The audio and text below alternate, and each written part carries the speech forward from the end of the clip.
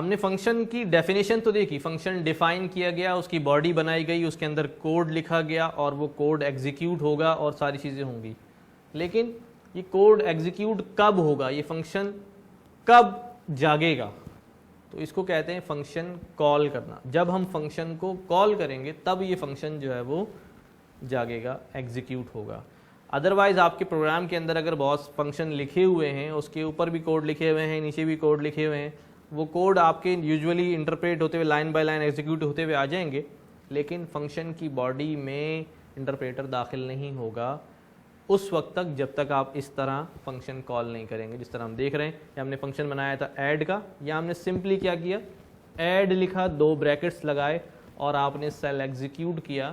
تو یہ اپنے کوڈ کے اندر, پورے کوڈ کے اندر جہاں ایڈ کا فنکشن ہوگا یہ وہاں چلا جائے گا, اور اس کے اندر جو بھی لائنز ہوں گی ایگزیکیوٹ ہوں گی, اور ایگزیکیوٹ ہونے کے بعد یہ واپس یہاں پر آ جائے گا. تو 2 چیزیں ہوتی ہیں ہمارے پاس, function definition and function call. پہلے ہم نے فنکشن ڈیفینیشن دیکھی اور یہ اب کیا ہے, فنکشن